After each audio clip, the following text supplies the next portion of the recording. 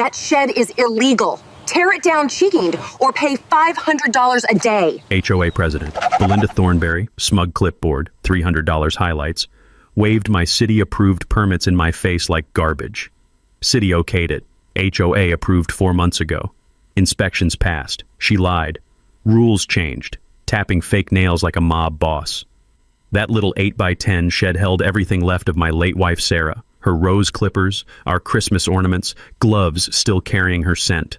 My last place to feel her near. She was erasing Sarah's memory for a power trip. What would you do if someone tried to destroy your last connection to the one you loved? Ever dealt with a Karen like this? Drop your story below. Team Revenge Unite. So I tore it down the next morning. What I built in its place. Let's just say when Belinda saw the final result, her face was absolutely priceless. You won't believe what happened next. My name is Dan Kowalski, and I moved to Willowbrook Estates to escape one nightmare. I had no idea I was walking into another. 3 years ago, cancer took my wife Sarah. 68 houses, manicured lawns, community pool. This suburban paradise was supposed to be where a broken-hearted structural engineer could rebuild.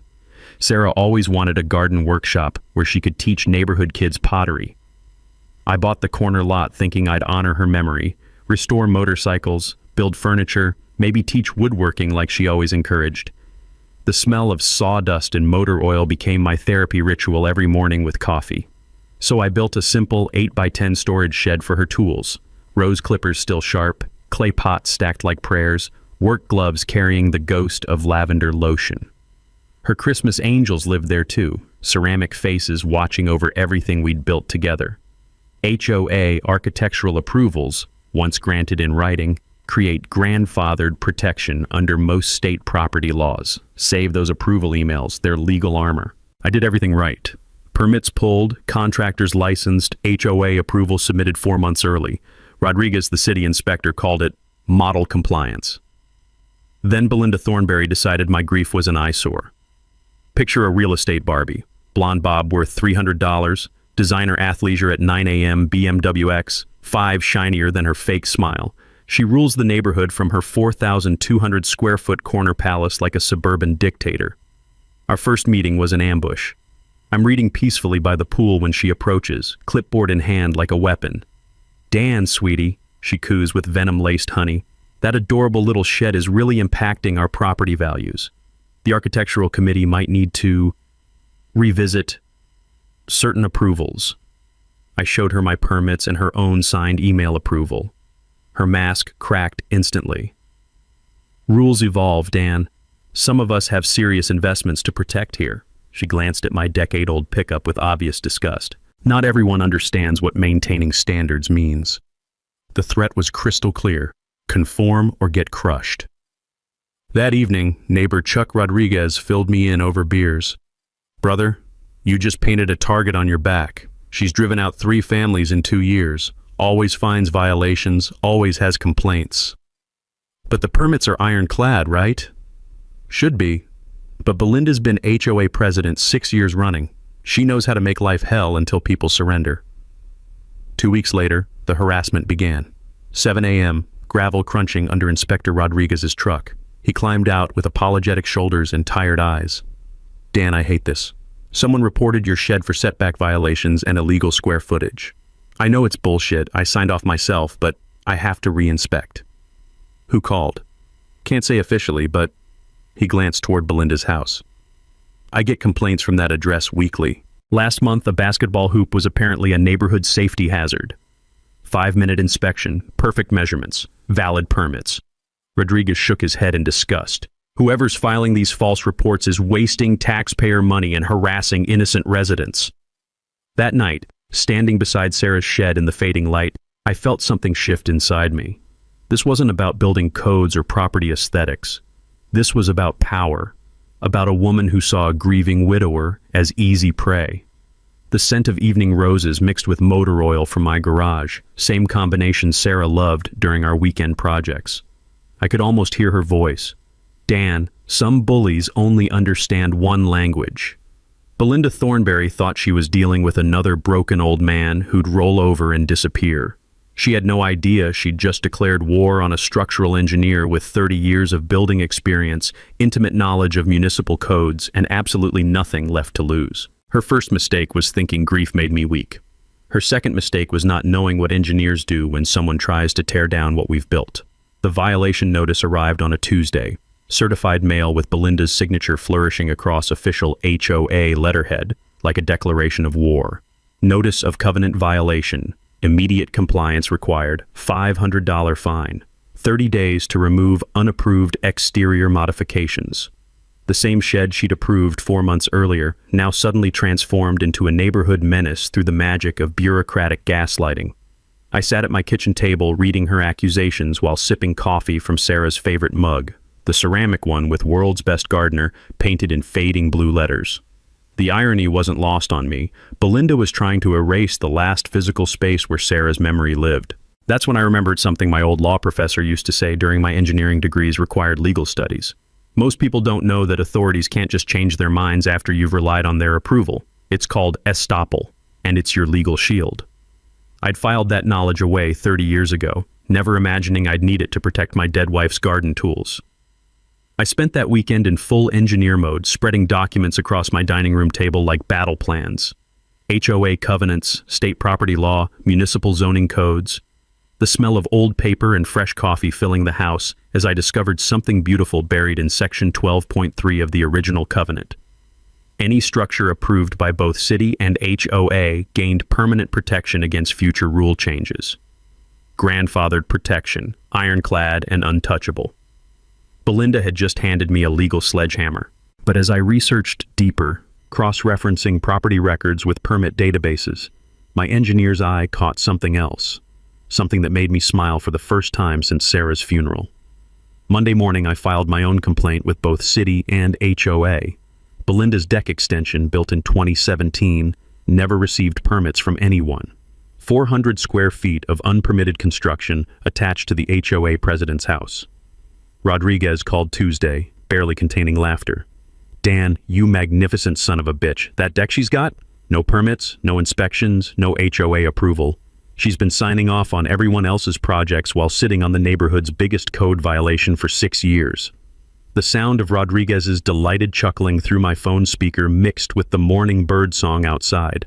The same peaceful soundtrack that used to comfort me during grief. Now it felt like a victory march. Wednesday brought Chuck over with beer and neighborhood intelligence. "Brother, Belinda's been making calls all day. Heard her through the fence, screaming at someone about harassment and targeting. Her voice was cracking like a teenager." Thursday, she appeared at my front door. Gone was the fake sweetness from our pool encounter. Her $300 highlights looked frazzled, makeup smeared like she'd been crying. The clipboard shook in her manicured hands, and I could smell the desperation rolling off her expensive perfume mixed with fear sweat. "Dan, we need to talk." "About your illegal deck?" Her face flushed crimson, spreading down her neck like spilled wine. That's different. That's grandfathered construction. Grandfathered requires original permits, Belinda. You know, the same permits you're claiming don't protect my shed." She stepped closer, her voice dropping to a panicked whisper. "Look, maybe we got off on the wrong foot. Maybe we can work something out." "You mean like withdrawing your fraudulent violation notice?" "It's not fraudulent. The architectural standards don't apply to grandfathered structures with valid permits. I can email you the relevant statute if you'd like." Her voice cracked completely. "Dan, please, that deck, my husband doesn't know I built it without permits. If the city gets involved, if there's a lien on the house..." And there it was. The real Belinda Thornberry, stripped of authority and fake confidence, revealed as just another suburban cheat trying to avoid consequences while destroying others for imaginary violations.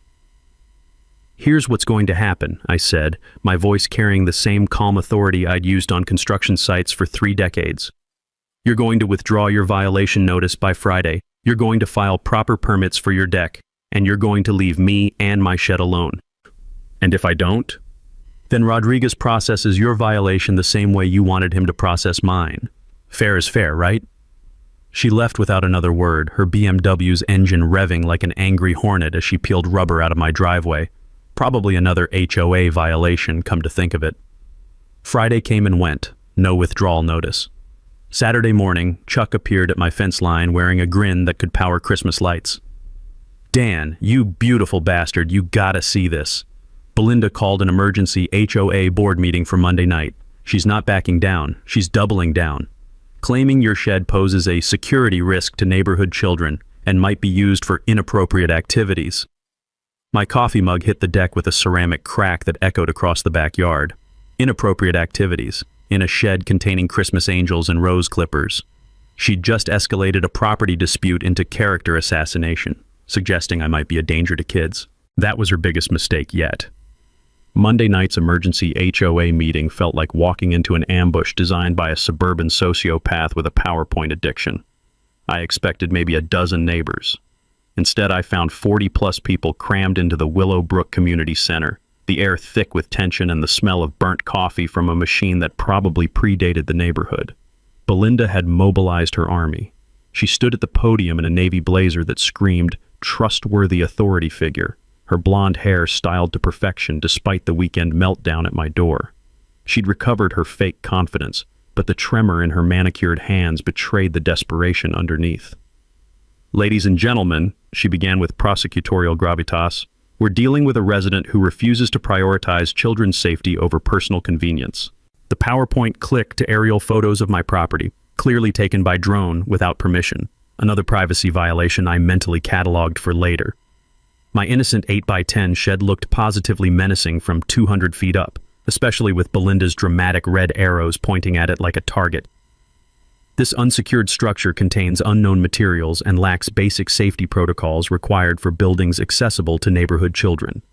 I watched Chuck shake his head in the third row while Mrs. Palmer looked genuinely frightened by Belinda's theatrical presentation. Mike Torres, the guy she'd fined for parking his RV, sat in the back with arms crossed, clearly recognizing the same harassment playbook. I let her dig deeper.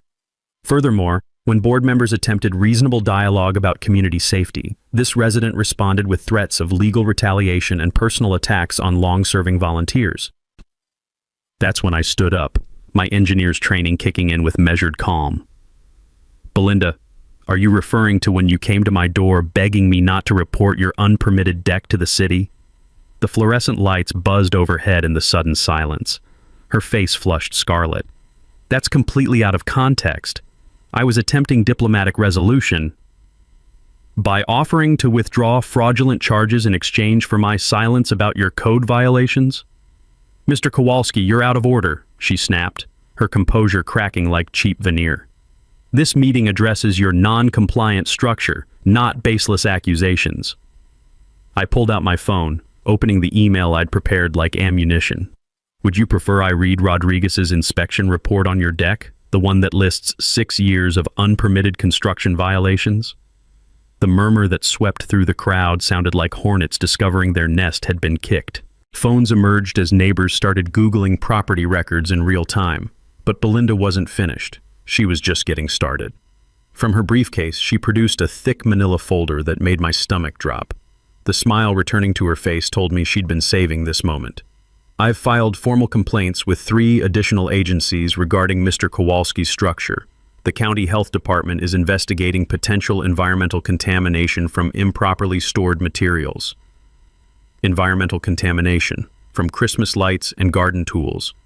The state fire marshal has been notified about fire safety violations in an unpermitted structure near residential properties. Fire safety violations for a metal shed with nothing flammable except some old tinsel. And I've contacted the IRS regarding potential unreported business income from activities conducted in an unregistered commercial structure."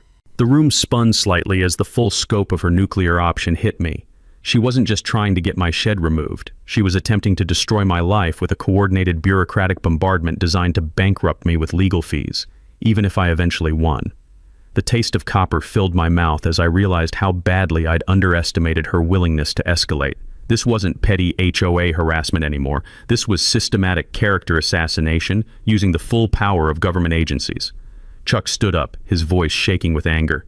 "Jesus Christ, Belinda. Environmental contamination? The man stores Christmas decorations in there." "That's what he claims," she replied smoothly, back in control now that she'd dropped her bombs. "But official investigations will determine the truth." Patricia Webb, her loyal neighbor, nodded sagely. I've observed suspicious late-night activity around that structure. Unusual sounds, strange smells. I stared at Patricia, remembering last Thursday when I'd retrieved my hedge trimmer at 10 p.m. to cut the bushes blocking her sunset view, as a favor to her. But Belinda wasn't done. She pulled out one final document, her smile now genuinely triumphant. I've also been in contact with Mr. Kowalski's homeowner's insurance company. They're very interested to learn about unpermitted structures that could void his coverage entirely. That's when I understood the true scope of her strategy. She was trying to make it impossible for me to fight back by threatening my home, my finances, and my legal standing simultaneously.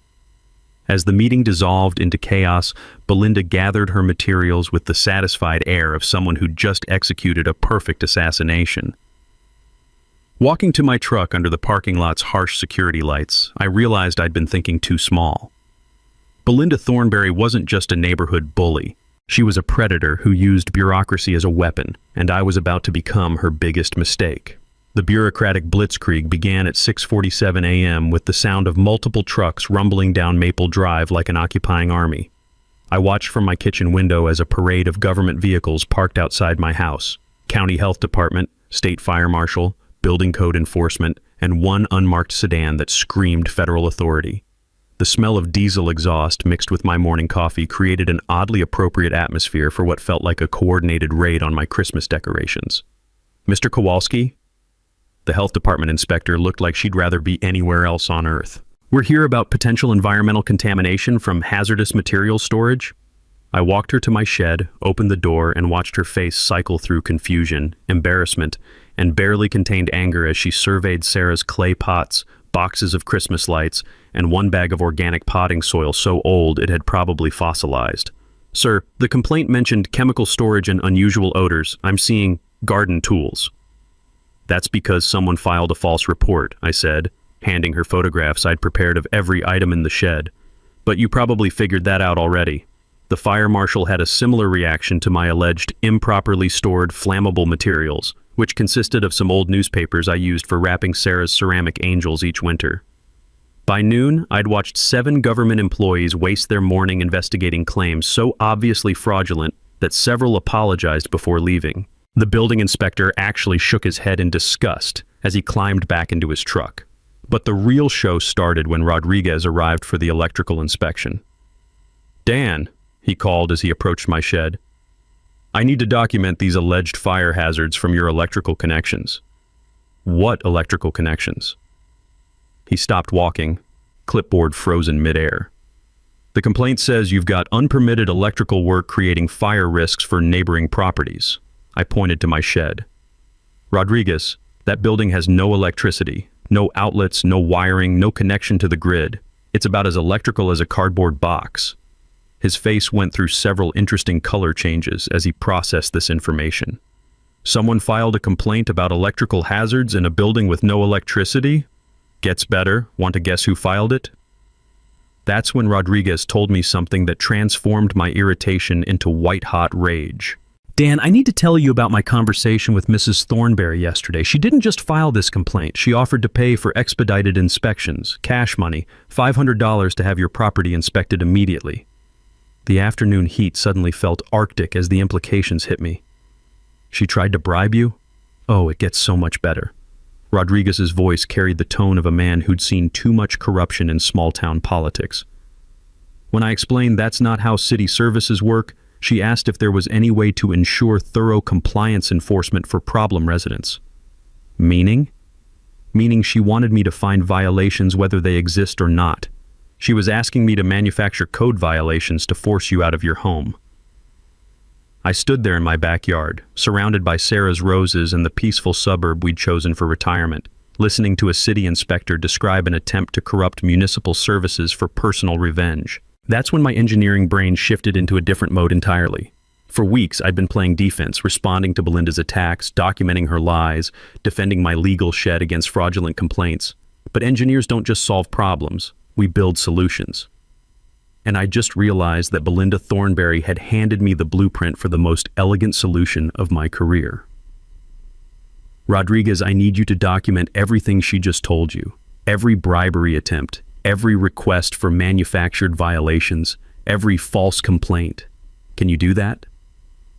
Already started, he grinned, tapping his clipboard. Attempted corruption of city officials is a felony, Dan. She just escalated this from HOA harassment to criminal activity. After Rodriguez left, I sat on my back deck with a beer and Sarah's photo, watching the sun set over the neighborhood where we'd planned to grow old together. The scent of evening roses filled the air, mixing with the distant sound of dinner preparations from surrounding houses. "You know what, honey?" I said to Sarah's smiling face in the photograph. "I think it's time to stop playing by Belinda's rules and start playing by engineer rules." That evening, I made 3 phone calls. First to my lawyer, Janet Wu, about documenting a criminal conspiracy. Second to Chuck about borrowing his nephew's excavation company. Third to the city planning department about agricultural exemptions for underground construction. If Belinda wanted to escalate this beyond reason, I was about to show her what a structural engineer with nothing left to lose could build when someone tried to destroy his wife's memory. Time to go underground. The phone call that changed everything came from Janet Wu at 8:23 a.m. on a rainy Thursday, her voice carrying that particular excitement lawyers get when they smell a career-making case. "Dan, you need to sit down. I've been digging into Belinda Thornberry's background for the criminal conspiracy case, and what I found is absolutely delicious." I poured coffee with one hand, cradling the phone with the other, listening to rain drum against Sarah's kitchen windows like nature's own drum roll for whatever bombshell Wu was about to drop. Good delicious, or I need a drink at 8 a.m. delicious? Depends on whether you're Belinda. Remember how she's been HOA president for 6 consecutive years? Unfortunately burned into my memory. Well, her election in 2018 was legally invalid. State law requires 60% of homeowners to participate in HOA elections for them to be binding. She won with only 23% turnout, which means her entire presidency is fraudulent. My coffee mug froze halfway to my lips, steam curling up like incense at an altar of justice. Fraudulent how? Fraudulent as in every fine she's issued, every rule she's enforced, every decision she's made over 6 years has 0 legal authority. She's been playing neighborhood dictator with fake credentials. But Dan, that's not even the best part. The sound of papers shuffling through the phone mixed with rain against glass as Wu gathered her evidence like a prosecutor preparing for the trial of the century. I pulled the HOA financial records. Public information. Thank God for sunshine laws. Belinda's real estate company has received $47,000 in administrative fees from the HOA budget over 4 years. Payments she authorized to herself without board approval. She's been stealing from the neighborhood? Self-dealing, embezzlement, breach of fiduciary duty. It's like a white-collar crime sampler platter. She's been paying herself from everyone's HOA dues while having no legal authority to make those decisions. I set down my coffee and walked to the window, staring out at my shed through rain-distorted glass. The irony was beautiful. She'd been terrorizing me over a legal structure while running an illegal operation from her own house. "Woo, there's more, isn't there? I can hear it in your voice." "Oh, you know me too well. Chuck's wife Monica helped me cross-reference property records. Belinda owes $89,000 in back taxes on 3 rental properties. Those HOA payments have been the only thing keeping her from foreclosure." The rain intensified, creating a symphony of justice against my windows as the full scope of Belinda's desperation crystallized. She hadn't been harassing me over property values. She'd been protecting a criminal enterprise that was her financial lifeline. So when I threatened to expose her deck violations, "You threatened her entire house of cards. Dan, you weren't just another victim. You were an existential threat to a woman who'd been stealing from 68 families to avoid bankruptcy." I pressed my palm against the cool window, watching rivulets of water trace random patterns down the glass. Somewhere across this peaceful neighborhood, Belinda Thornberry was probably drinking her morning coffee, unaware that her 6-year reign of terror was about to end with the precision of a controlled demolition. What's our timeline? She doesn't know we know yet, which gives us a huge advantage, but desperate people make desperate choices, and she's getting more reckless by the day. The bribery attempt with Rodriguez shows she's running out of conventional weapons. Perfect, because I'm about to give her a target so big, so provocative, that she'll make every mistake we need her to make. What kind of target? I smiled, watching my reflection in the rain-streaked window, a 58-year-old widower who'd just discovered that sometimes the best defense is an absolutely spectacular offense. The kind that involves excavators, concrete trucks, and teaching a fake president what real authority looks like. Dan, that smile in your voice is terrifying. Not terrifying, Wu, just engineering. Time to build something beautiful. The blueprint for my revenge started with a 2 a.m. Google search, and the kind of eureka moment that makes engineers cackle like mad scientists. Agricultural exemptions, underground construction, residential zoning. What I discovered, hunched over my laptop with Sarah's reading glasses perched on my nose, I still couldn't put them away, was beautiful in its elegant simplicity. My property had never been rezoned from its original 1960s agricultural designation, meaning Belinda's HOA covenant sat on top of agricultural zoning like lipstick on a pig. Underground storage facilities, emergency storm shelters, workshop spaces, root cellars. The list of permissible agricultural construction read like a revenge menu, each item completely exempt from HOA oversight. I called Chuck at 6 a.m., excitement overriding social boundaries and common sense. Chuck, I need Rico's excavation crew and I need them yesterday. Dan, it's 6 in the goddamn morning. Are you having a mental breakdown? The opposite, brother. I'm having a breakthrough. How big can Rico dig? Underground? Jesus Christ, what are you planning? Justice, Chuck. Beautiful, perfectly legal, absolutely untouchable justice that's going to make Belinda shit herself sideways. Rico's office smelled like diesel fuel and possibility. A double-wide trailer surrounded by heavy equipment that looked like metallic dinosaurs waiting to reshape suburbia. Rico Martinez had spent 20 years moving mountains for developers who thought small. I was about to think very, very big. Mr. Kowalski, Chuck says you want to go underground. How deep we talking? I spread my hand-drawn plans across his desk, sketched with the precision that comes from 3 decades of building things that don't collapse when politicians get involved. 8 feet deep, 2,200 square feet, reinforced concrete walls, full HVAC, electrical, plumbing, emergency exits. The whole 9 yards. Rico's eyebrows climbed toward his hairline. Sir, this isn't a basement. This is an underground mansion. You building a doomsday bunker? I'm building a workshop that no HOA president in America can regulate, complain about, or even see from street level. The beauty of underground construction hit me like religious revelation. Belinda could file complaints about above-ground eyesores until her manicured fingers bled. But try regulating something that exists entirely below her line of sight. Try calling the cops on architectural violations for a structure invisible from every window in the neighborhood. Timeline? 6 weeks maximum. Construction starts the day Belinda leaves for Hawaii. Rico grinned like a man who'd just been handed his favorite kind of chaos. This is either brilliant or completely insane. ¿Por qué no los dos? The permitting strategy required surgical precision worthy of a cardiac surgeon with obsessive-compulsive disorder. Instead of one massive application that might raise red flags, I filed separate permits under different categories, each one perfectly legal and individually boring. Agricultural storage facility, approved by zoning. Emergency storm shelter, approved by building safety. Residential workshop space, approved by permits.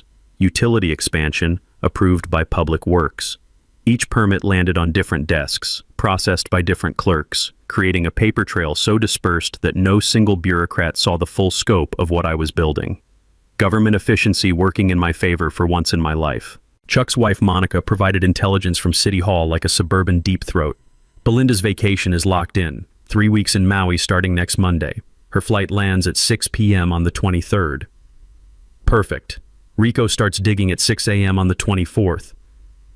The neighbor recruitment happened over backyard barbecues and carefully casual conversations lubricated by good beer and shared hatred of tyrannical HOA presidents. Mrs. Palmer's son David volunteered electrical work at cost. My mom says that woman made her cry over roses. I do this for free if it makes her pay. Mike Torres offered his truck for material hauling.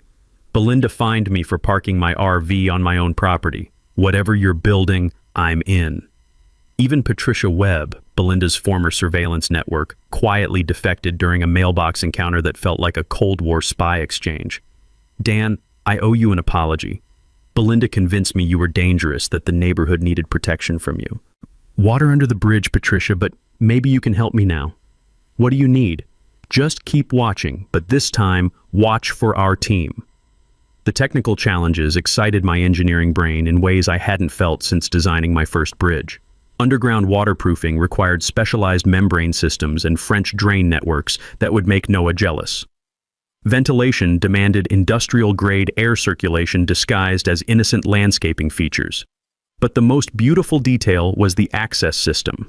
Concrete stairs descending to a reinforced steel door that would emerge from my backyard like a suburban space hatch, visible only to satellites and very curious birds. The night before excavation, I sat in Sarah's chair with her photograph and a victory beer, looking out at the innocent shed that had started this suburban war. Tomorrow, honey, we dig. Literally. 8 feet down into the earth you loved so much, building something they'll never forget, never control, and definitely never see coming. The shed sat peacefully in moonlight, completely unaware it was about to become ground zero for the most elaborate middle finger ever constructed with proper permits and reinforced concrete. Belinda Thornberry thought she was dealing with a broken old widower. Tomorrow, she'd discover what happens when you mess with an engineer who has nothing left to lose and access to heavy equipment. The symphony of 3 Cat 320 excavators roaring to life at 6 a.m. sharp was better than Christmas morning, a diesel-powered orchestra playing the opening notes of Belinda's Suburban Nightmare.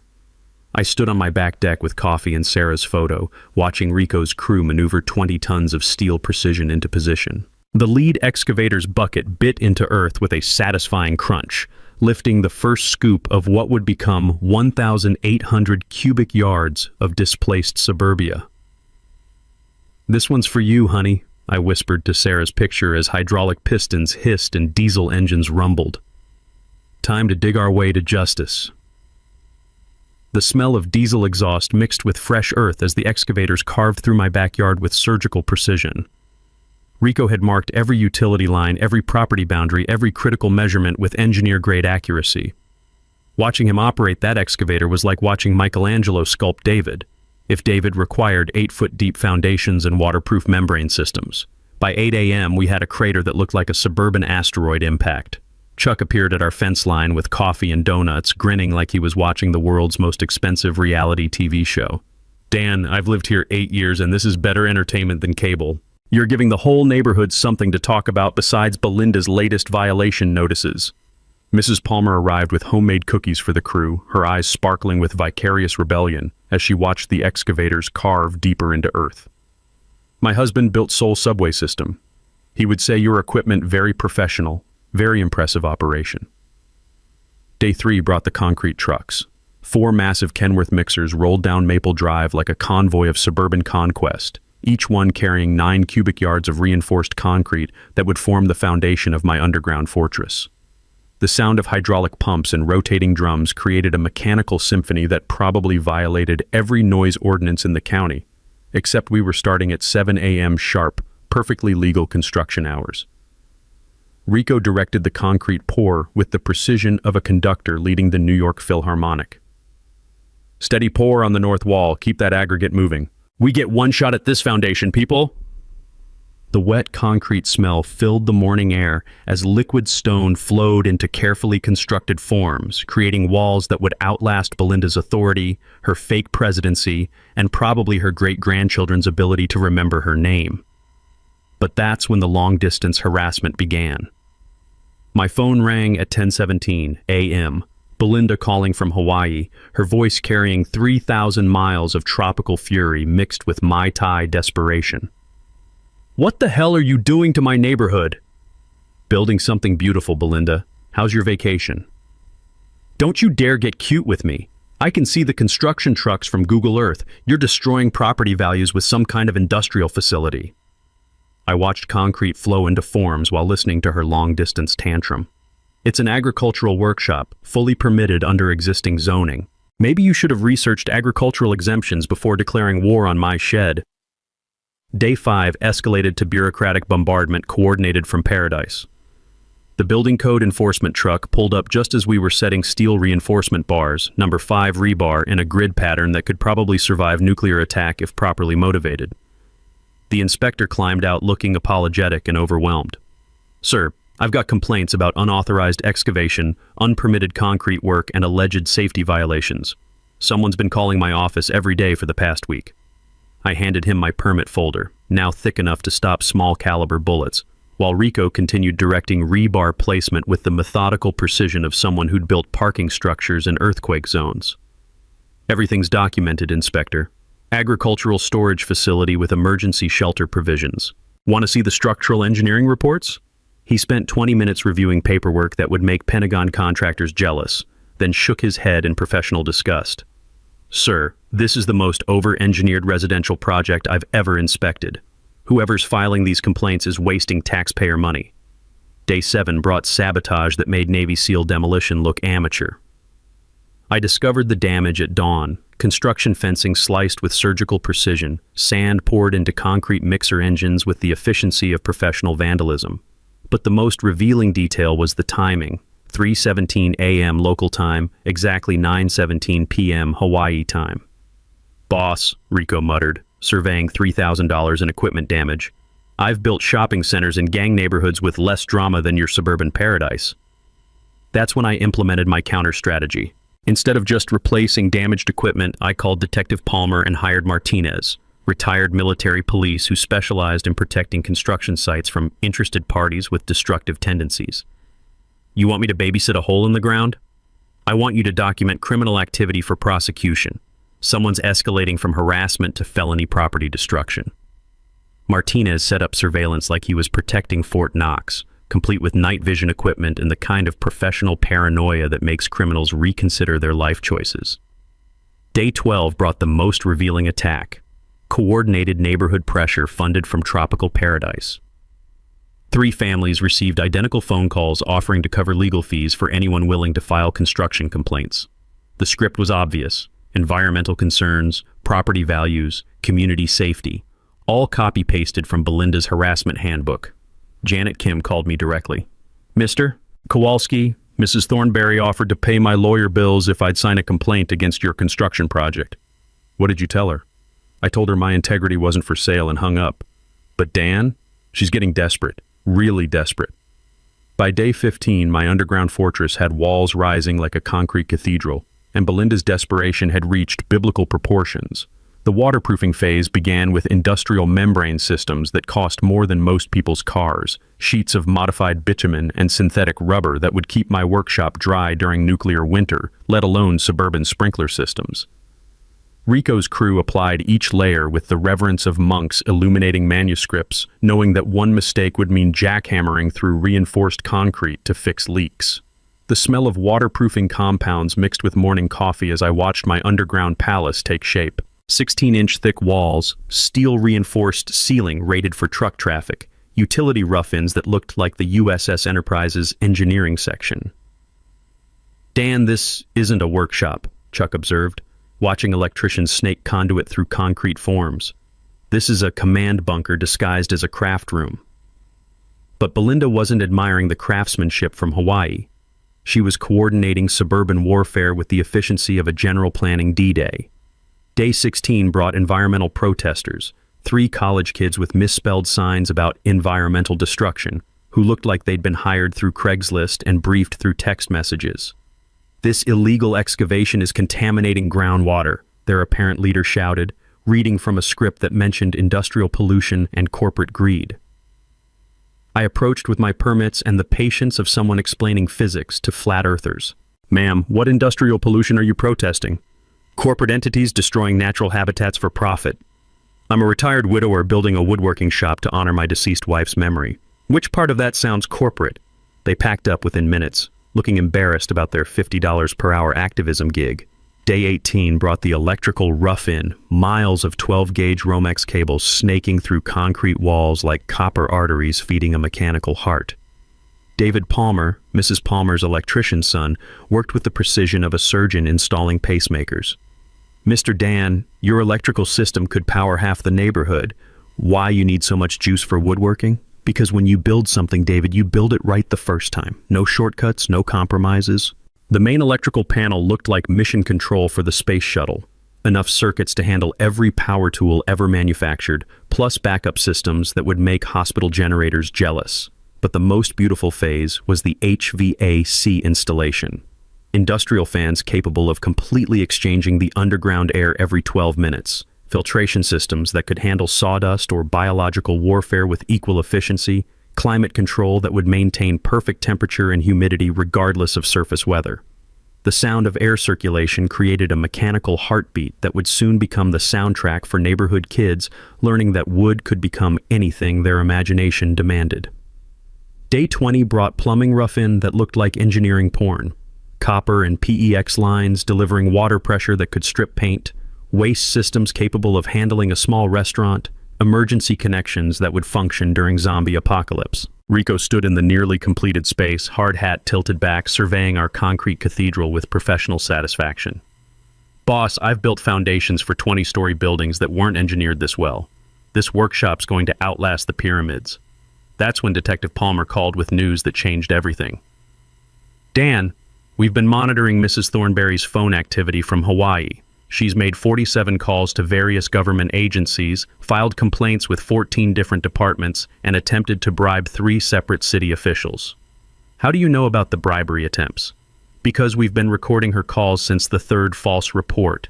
She offered Rodriguez $500 for thorough compliance enforcement and asked if there was any way to find violations that might not be immediately obvious. I stood in my underground workshop surrounded by the fruits of 3 weeks' precision construction, listening to Detective Palmer describe a criminal conspiracy orchestrated from a beach resort. Detective, when she gets back from paradise, she's going to discover that her harassment campaign failed completely. What happens then? That's when desperate people make their biggest mistakes. And Dan will be ready. Day 21 brought the final concrete pour, the ceiling slab that would transform my excavation into a genuine underground facility. Concrete trucks lined Maple Drive like a parade of suburban conquest as liquid stone flowed overhead, creating a roof strong enough to park aircraft carriers. Rico climbed out of the excavation covered in concrete dust and grinning like he'd just built the 8th wonder of the world. Boss, your workshop is officially weatherproof, earthquake-proof, and Belinda-proof. She can file complaints until her manicured fingers bleed. This baby's built to code and beyond. Standing in my completed underground fortress, listening to HVAC systems hum with mechanical satisfaction, I realized Belinda's vacation was ending in 2 days. Time to show her what happens when an engineer stops playing defense and starts building solutions.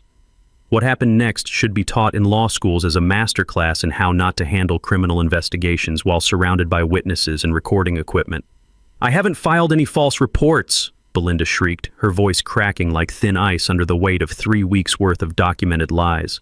Everything I've reported has been legitimate community safety concerns. Detective Palmer smiled with the professional warmth of a shark smelling blood. Mrs. Thornberry, would you like to revise that statement? Because I have recordings of you offering to pay neighbors legal fees for filing complaints against Mr. Kowalski's construction project. The gathering crowd, now including Mrs. Palmer with her phone camera, Mike Torres recording from his driveway, and at least 15 neighbors drawn by the drama, watched Belinda's face cycle through emotions like a slot machine hitting jackpot in reverse. That's taken out of context. I was simply trying to coordinate community response to a dangerous situation.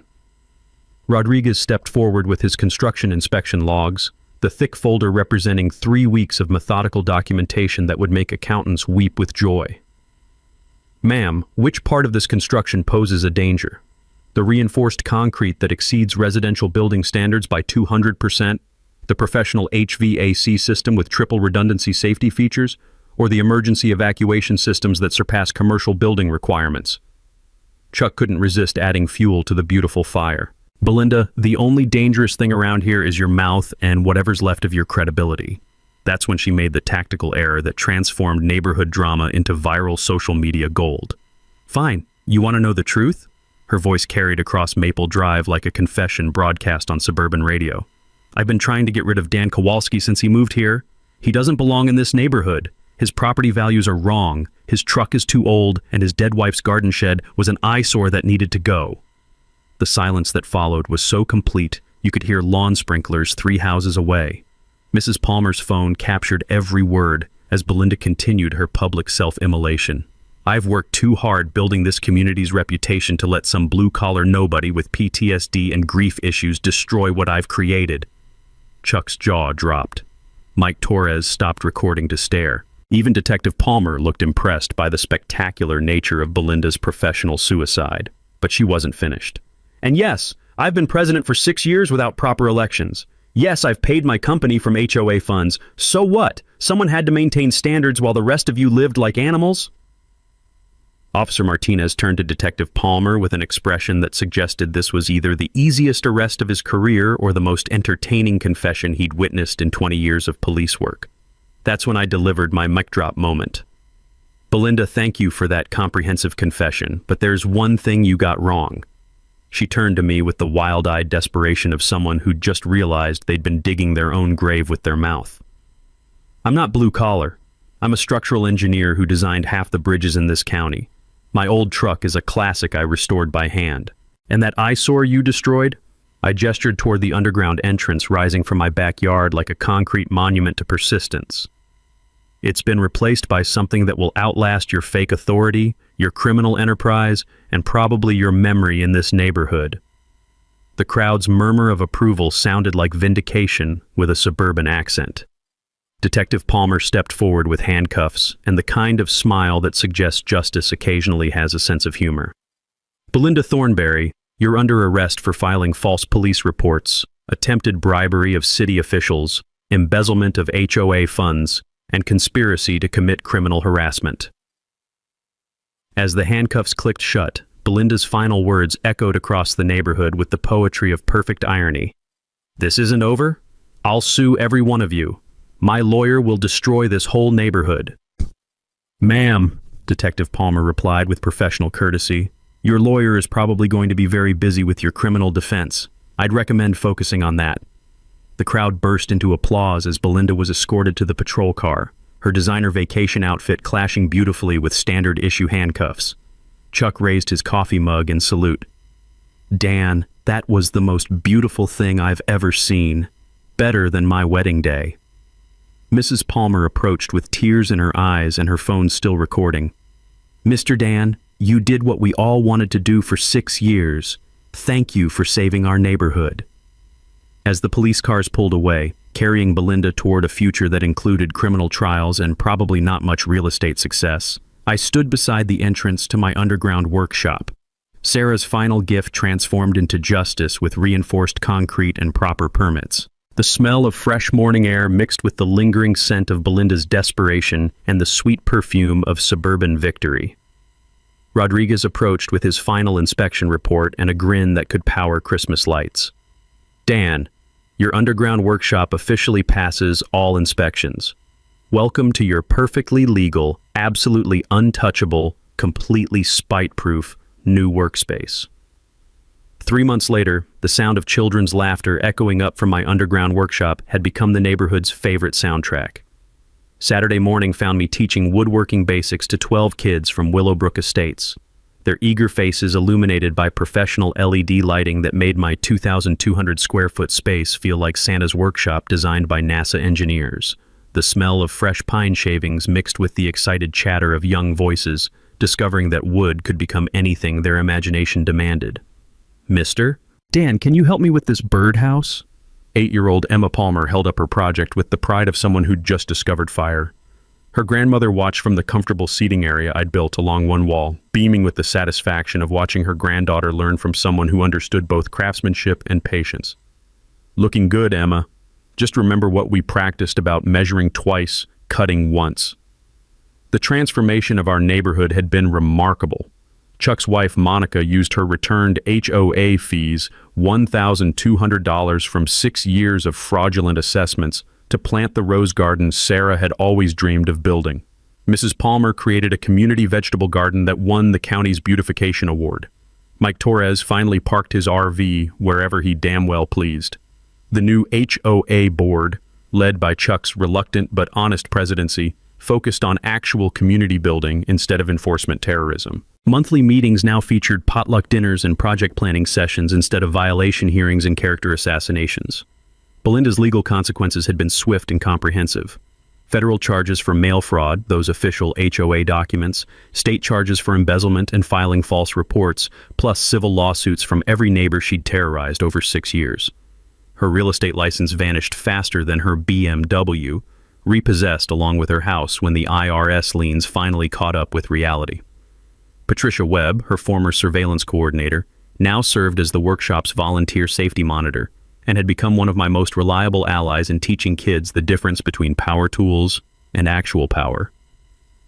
"Dan, you've got a visitor," Chuck called from the workshop entrance, his voice carrying that particular excitement reserved for good surprises.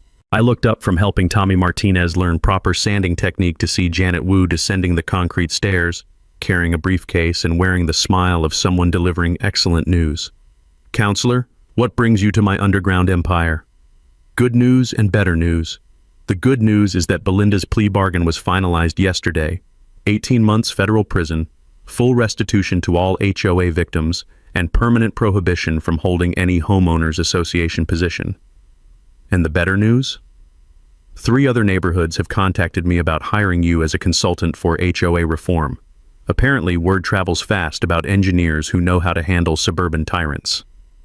The kids gathered around as Wu explained how my case had become a template for fighting HOA abuse across the county.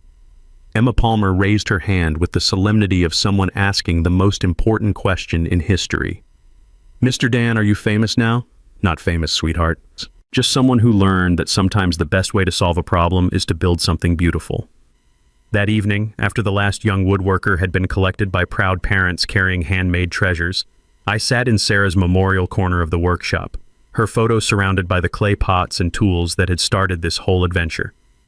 The underground space hummed with contentment, climate control systems maintaining perfect temperature, air circulation carrying the lingering scent of sawdust and young ambition, LED lights casting warm shadows across workbenches that would serve the next generation of neighborhood builders. "We did it, honey," I whispered to Sarah's picture. "We built something they can't tear down, can't regulate, and definitely can't ignore." The workshop hosted its first annual scholarship ceremony the following month, the Sarah Kowalski Memorial Fund, providing woodworking tools and community college tuition for kids who showed passion for building beautiful things with their hands. Chuck's toast at the celebration captured the neighborhood's sentiment perfectly. To Dan Kowalski, who proved that sometimes the best revenge is living well, 2,200 square feet underground, completely legal, and absolutely beautiful. You know, Dan's story. It really gets to the heart of something I see over and over again in these HOA cases. That $500 fine Belinda slapped on him wasn't really about the shed.